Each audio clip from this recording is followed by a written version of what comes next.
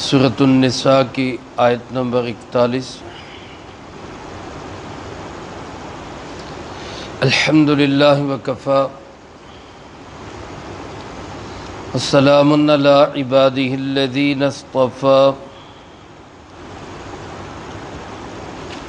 خصوصا علی سید الرسل وخاتم الانبیاء وعلى آلہ واصحابہ الاتقیاء، اما بعد فاعوذ باللہ من الشیطان الرجیم، بسم اللہ الرحمن الرحیم۔ فکیف اذا جئنا من کل امۃ بشہید وجئنا بک علی ہؤلاء شہیدا، یومئذ یود الذین کفروا وعصوا الرسول لو تسوی بہم الارض ولا یکتمون اللہ حدیثا۔ فکیف اذا جئنا من کل امۃ بشہید، پھر کیسا وہ منظر ہوگا کہ جب ہم لائیں گے ہر امت میں سے ایک گواہ کو، وجئنا بک علی ہؤلاء شہیدا، اور ہم آپ کو لائیں گے ان سب کے لیے گواہ بنا کر۔ یومئذ یود الذین کفروا، اس دن کافر تمنا کرے گا، وعصوا الرسول، اور اللہ کے رسول صلی اللہ علیہ وسلم کا نافرمان بھی، لو تسوی بہم الارض، کہ اے کاش اس کے ساتھ زمین برابر کر دی جائے، ولا یکتمون اللہ حدیثا، اور وہ لوگ اللہ سے کسی بھی بات کو چھپا نہیں سکیں گے۔ نبی کریم صلی اللہ علیہ وآلہ وسلم کے صحابہ میں ایک نرالی شان رکھنے والے صحابی حضرت عبداللہ ابن مسعود رضی اللہ تعالیٰ عنہ، اللہ پاک نے بڑی انوکھی اور نرالی شان عطا فرمائی۔ رسول اللہ صلی اللہ علیہ وآلہ وسلم کے ایسے خدمت گزار تھے، اور آپ کے گھر میں بھی آنا جانا آپ کا ایسا تھا خدمت کے کاموں کے لیے کہ حضرت سلمان فارسی رضی اللہ تعالیٰ عنہ فرماتے، میں جب ابتدا میں مسلمان ہوا تو میں سمجھتا تھا کہ عبداللہ ابن مسعود کوئی اہل بیت کا گھر کا کوئی فرد ہے، بعد میں پتہ چلا کہ یہ صحابی رسول ہے، لیکن خدمت اتنی کرتا ہے۔ سفر میں جاتے رسول اللہ صلی اللہ علیہ وسلم کے ساتھ ہوتے، آپ کا بستر مبارک، آپ کی مسواک، آپ کا جوتا مبارک، ان سب کی ڈیوٹی ذمہ داری حضرت عبداللہ ابن مسعود رضی اللہ تعالیٰ عنہ، صاحب الوسادہ، صاحب النعلین، ان کو کہا جاتا ہے۔ اللہ نے سمجھ اتنی عطا فرمائی تھی، فقاہت اتنی تھی، سمجھدار اور دین کو اتنے سمجھنے والے تھے کہ رسول اللہ صلی اللہ علیہ وآلہ وسلم کے ارشاد مبارک کا مفہوم ہے کہ اگر کسی مسئلہ میں میرے تمام صحابہ کی رائے ایک طرف ہو اور عبداللہ ابن مسعود رضی اللہ تعالیٰ عنہ کی رائے دوسری طرف ہو، تو آپ فرماتے میں عبداللہ ابن مسعود کی رائے کو پسند کروں۔ اللہ نے ایسی سمجھ عطا فرمائی۔ رسول اللہ صلی اللہ علیہ وسلم کو بھی ان کی فقاہت پہ اعتماد تھا۔ ہمارے امام اعظم ابو حنیفہ رحمۃ اللہ علیہ کی فقہ کے زیادہ تر مسائل وہ حضرت عبداللہ ابن مسعود رضی اللہ تعالیٰ عنہ سے ہی اخذ کیے گئے۔ ایک موقع پہ آپ صلی اللہ علیہ وآلہ وسلم نے حضرت عبداللہ ابن مسعود رضی اللہ تعالیٰ عنہ سے فرمایا کہ مجھے قرآن سناؤ۔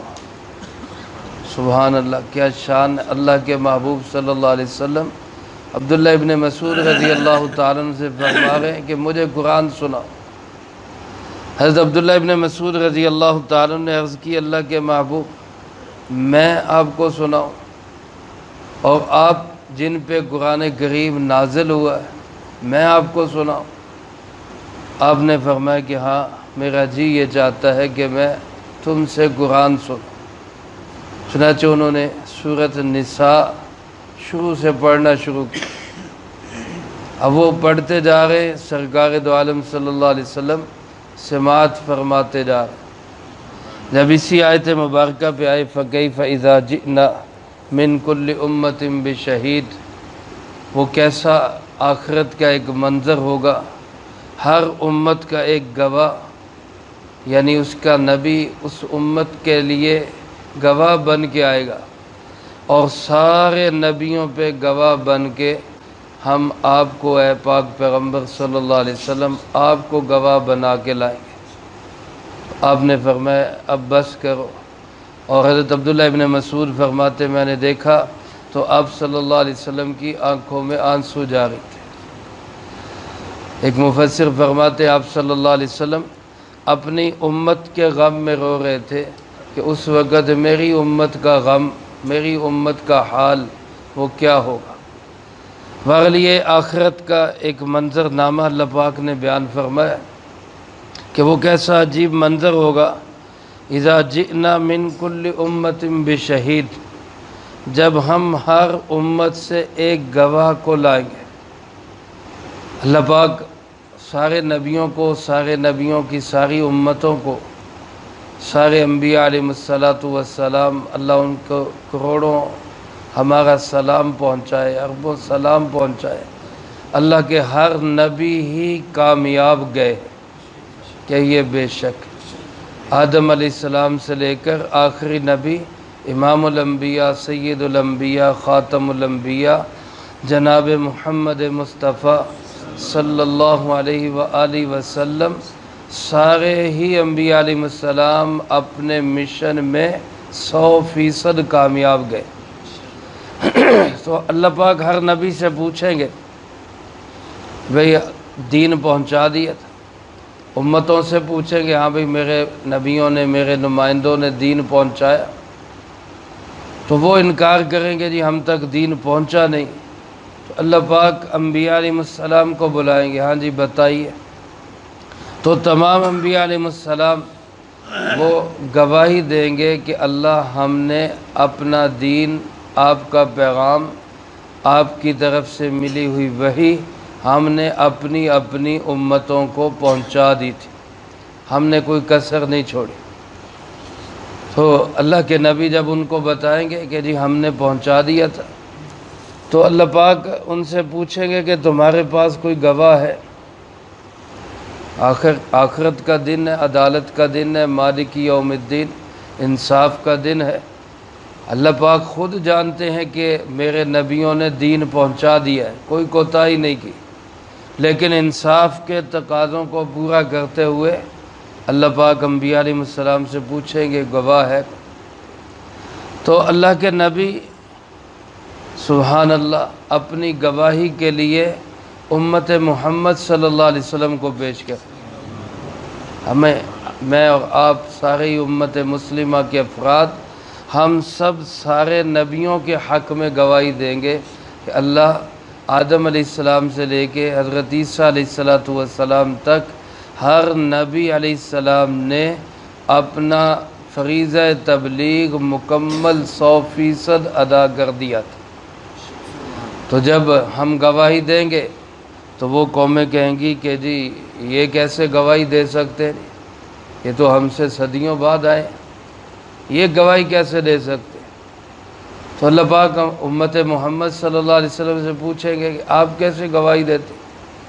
تو امت محمد صلی اللہ علیہ وسلم یہ عرض کریں گے اللہ آپ کے آخری نبی، سچے نبی، امام الانبیاء، سید المرسلین و خاتم الانبیاء جناب محمد مصطفیٰ صلی اللہ علیہ وسلم پر آپ نے جو قرآن اتارا اور انہوں نے ہمیں جو پیغام پہنچایا، اس کے مطابق یہی ہے کہ اللہ نے اللہ کے نبیوں نے اپنا پیغام پہنچا دیا تھا، لہذا ہم اس کی بنا پہ گواہی دے رہے ہیں۔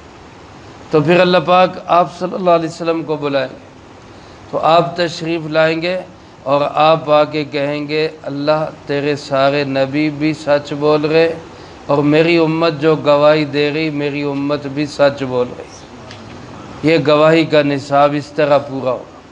اسی منظر کو اللہ پاک نے یوں فرمایا، جب ہر امت سے ہم گواہ اٹھائیں گے وَجِئْنَا بِكَ عَلَىٰ هَٰؤُلَاءِ شَهِيدًا، اور آپ کو اے پاک پیغمبر صلی اللہ علیہ وسلم میرے محبوب، آپ کو ہم سب کا گواہ بنا کے لائیں گے۔ رسول اللہ صلی اللہ علیہ وسلم کی کیا عظمت، کیا شان ہوگی کہ سب کے حق میں، سارے نبیوں کے حق میں علیہم الصلاۃ والسلام گواہی دینے کے لیے جناب محمد کریم صلی اللہ علیہ وسلم تشریف لائیں۔ اللہ پاک کرے اللہ کے محبوب صلی اللہ علیہ وسلم ہماری شفاعت بھی فرمائے۔ ہمارے پاس ایک اللہ کی رحمت ہے، ایک نبی کریم صلی اللہ علیہ وسلم کی شفاعت ہے۔ اللہ ہمیں نصیب فرما دے، اس سے محروم نہ فرمائے۔ لیکن فرمائے ایک وقت ہوگا یومئذ یود الذین کفروا، جن لوگوں نے کفر کیا اور جن لوگوں نے وعصوا الرسول، اللہ کے رسول حضرت محمد صلی اللہ علیہ وسلم کی نافرمانی کی، کافر لوگ، آپ صلی اللہ علیہ وسلم کے نافرمان لوگ وہاں تمنا کریں گے، دل سے یہ چاہیں گے کہ لو تسویٰ بہم الارض، کہ کاش کہ ان کو بھی مٹی کر کے زمین کے ساتھ ملا دیا جائے۔ آخرت میں حضور صلی اللہ علیہ وسلم نے فرمایا جس کا مفہوم یوں ہے کہ لوگوں ظلم نہ کیا کرو، لوگوں ظلم نہ کیا کرو۔ آخرت میں ایک ایک ظالم کو ظلم کا بدلہ دینا پڑے گا، حتیٰ کہ فرمایا اگر کوئی بے سینگ بکری کو سینگ والی بکری نے مارا ہوگا تو اللہ پاک اس کو بھی سینگ دیں گے کہ اپنا بدلہ لے۔ یعنی جانوروں میں بھی اگر کسی نے ظلم کیا ہوگا تو اس کو بھی بدلہ دلوایا جائے۔ حیرانگی ہوتی ہے انسان کیسے دوسرے پہ ظلم کر لیتا ہے۔ انسان آخرت کو بھول جاتا ہے کہ پتہ ہی نہیں ہوتا کہ میرے ساتھ کل کو کیا ہونے والا ہے۔ اللہ ہمیں اس کا یقین نصیب فرمائے۔ تو میرے محترم دوستو، آج اگر کوئی کسی پہ ظلم کرے گا تو دنیا میں ہی اول تو اگر دنیا میں بچ بھی گیا تو آخرت میں اپنے ظلم کا ضرور اس کو بدلہ ملے گا۔ لیکن جانوروں میں یہ ہوگا کہ اللہ پاک انصاف کرنے کے بعد جانوروں سے کہیں گے کہ کونوا ترابا، تم سب مٹی ہو جاؤ، ختم ہو جائیں گے۔ اب جانور ختم ہو گئے، آگے سزا ختم ہو گئی۔ لیکن کافر، نافرمان، بے ایمان، اللہ اور اس کے رسول صلی اللہ علیہ وسلم کا مخالف اور دشمن، میرے محترم دوستو، کبھی بھی سزا ختم نہیں ہوگی، کبھی سزا ختم نہیں ہوگی، ابد الآباد تک ہمیشہ سزا میں ہی رہیں گے۔ کوئی تصور ہے اس کا؟ امام غزالی رحمۃ اللہ علیہ آخرت کی زندگی کو صرف سمجھانے کے، قریب کرنے کے لیے، سمجھ کے قریب کرنے کے لیے ایک مثال دیتے ہیں۔ فرماتے ہیں کہ یہ جو زمین و آسمان کا جتنا خلا ہے اس کو رائی کے دانوں سے بھر دیا جائے۔ یہ ایک مسجد کا حال ہے، اسی کو رائی کے دانے سے بھر دے تو وہ بہت بڑے خزانہ اور غلہ بن جاتا ہے۔ وہ پورا زمین و آسمان کا خلا وہ کتنا غلہ بن جائے گا۔ فرمایا پھر ایک پرندہ 1000 سال کے بعد آئے، ایک دانہ اٹھا کے لے جائے، اب اس سارے ڈھیر کو ختم ہونے میں کتنا وقت لگے گا؟ لیکن فرماتے ہیں کہ ایک وقت آئے گا یہ ڈھیر ختم ہو جائے گا لیکن آخرت کی زندگی ختم نہیں ہوگی۔ جو جنت میں ہیں وہ ہمیشہ جنت میں رہیں گے، اور اللہ معاف کرے جو کافر، ظالم، بے ایمان، اللہ اور اللہ کے رسول صلی اللہ علیہ وسلم کے دشمن جہنم میں ہوں گے، وہ ہمیشہ جہنم میں رہیں گے۔ اس وقت کافر تمنا کریں گے لو تسوی بہم الارض، کاش کہ ہمارے اوپر بھی زمین برابر کر دی جائے، یعنی ہمیں بھی مٹی میں ملا دیا جائے اور ہمیں بھی اب سزا سے ہماری جان چھوٹ جائے۔ سورۃ نبا کے آخر میں فرمایا وہ کہے گا، کافر کہے گا وَيَقُولُ الْكَافِرُ یا لیتنی کنت ترابا، کافر کہے گا کاش کہ میں مٹی ہی ہو جاتا، میرا خاتمہ ہی ہو جاتا۔ تمنا کریں گے، مالک سے کہیں گے، اپنے رب سے کہو ہمیں موت ہی دے دے، یا مالک لیقضی علینا ربک، موت ہی آ جائے، جان چھوٹے اس عذاب سے۔ لیکن میرے محترم دوستو، وہاں موت کو بھی ذبح کر دیا جائے گا، موت بھی ختم ہو جائے گی، کوئی انسان دوبارہ مرے گا نہیں۔ اس زندگی کی کامیابی کے لیے ہمیں یہاں محنت کرنی، اللہ کے ساتھ جڑے، اللہ کے محبوب صلی اللہ علیہ وسلم کے ساتھ جڑے، اعمال ایسے اختیار کریں اللہ کی بھی محبت نصیب ہو جائے، اللہ کے محبوب کی بھی محبت نصیب ہو جائے۔ ورنہ فرمائے وَلَا يَكْتُمُونَ اللَّهَ حَدِيثًا، کافر وہاں کوئی بات بھی چھپا نہیں سکیں گے، کوئی بات چھپا نہیں سکیں گے۔ آخرت میں ایک منظر نامہ تو یہ ہوگا، ایک موقع ایسا آئے گا جب جنتی جنت میں ہوں گے اور جہنمی جہنم کے فیصلے ہو رہے ہوں گے، تو جہنمی سوچیں گے، کافر سوچیں گے کہ ہم انکار کر دیتے، ہم کہتے ہم نے کوئی غلط کام کیا ہی نہیں، چنانچہ قسم اٹھا کے کہیں گے واللہ ربنا ما کننا مشرکین، اللہ کی قسم جو ہمارا پروردگار ہے ہم نے تو کبھی شرک کیا ہی نہیں، صاف ہی مکر جائے۔ اللہ پاک ان کے منہ بند کر دیں گے، زبانیں ٹھپ کر دی جائیں گی، ہاتھ بولیں گے، پاؤں بولیں گے، جسم کی کھال بولے گی، ران بولے گی، جسم کے اعضاء بول کے بتائیں گے ہم سے کیا کیا حرکتیں کرتا رہا۔ تو جب یہ اندر کے گواہ پیش ہو جائیں گے تو اس کے بعد وہ سمجھ جائیں گے کہ اب کوئی بات چھپانے کا کوئی فائدہ نہیں ہے۔ اسی کو اللہ پاک نے فرمایا وَلَا يَكْتُمُونَ اللَّهَ حَدِيثًا، پھر دوسرا منظر یہ ہوگا کہ اللہ سے کوئی بھی کافر بے ایمان کوئی بات چھپا نہیں سکے گا، ایک ذرے کے برابر بھی برائی ہوگی سامنے آئے گی، ایک ذرے کے برابر بھی خیر ہوگی وہ بھی سامنے آئے گی۔ تو میرے محترم دوستو، اس دن کی نجات کا ذریعہ کیا ہے؟ ہم جناب محمد کریم خاتم النبیین صلی اللہ علیہ وآلہ وسلم کے دامن کو مضبوطی سے تھام لیں، اس کے سوا کوئی راہ نجات نہیں ہے۔ ہزار دفعہ بھی قسم اٹھا کے کہا جا سکتا ہے، اللہ کی قسم رسول اللہ صلی اللہ علیہ وسلم کے بغیر کوئی راہ نجات نہیں، لہذا آپ کی زندگی کے مطابق زندگی بنانے کی کوشش کریں۔ اللہ پاک ہم سب کو دنیا آخرت کی ذلت و رسوائی سے محفوظ رکھے اور دنیا آخرت میں اللہ ہمیں عزت نصیب فرمائے۔ اللہم انت السلام ومنک السلام، تبارکت ربنا وتعالیت یا ذا الجلال والاکرام، اللہم اعنا علی وحسن عبادتک، اللہم احسن عاقبتنا فی الامور کلها واجرنا من خزی الدنیا وعذاب الآخرہ، اللہم واقیتا کواقیت الولید، اللہم استر عوراتنا وآمن روعاتنا، اللہم انا نجعلک فی نحورہم ونعوذ بک من شرورہم، اللہم اکفنا بحلالک عن حرامک واغننا بفضلک عمن سواک۔ ہمارے محترم، ہمارے ہمسائے بھائی صابر تاج صاحب، بھائی ساجد صاحب، بھائی عابد صاحب، ان کی والدہ محترمہ قضاء الہی سے انتقال فرما گئی ہیں، انا للہ و انا الیہ راجعون۔ دعا فرمائے اللہ مرحومہ کی بال بال بخشش فرمائے، جوار رحمت میں جگہ نصیب فرما، کروٹ کروٹ چین سکون اطمینان نصیب فرما۔ اے اللہ پاک، مرحومہ کے تمام سوگواران کو، لواحقین کو صبر جمیل نصیب فرما، اگلی تمام منزلیں ان کے لیے آسان فرما، ہم میں سے ہر ایک کو اپنے وقت پہ اچھی موت نصیب فرما، بری موت اور اس کے اسباب سے بھی اللہ ہماری حفاظت فرما، عزت کی زندگی، شہادت کی موت نصیب فرما، اسلام والی زندگی، ایمان والی موت نصیب فرما۔ اللہم ربنا تقبل منا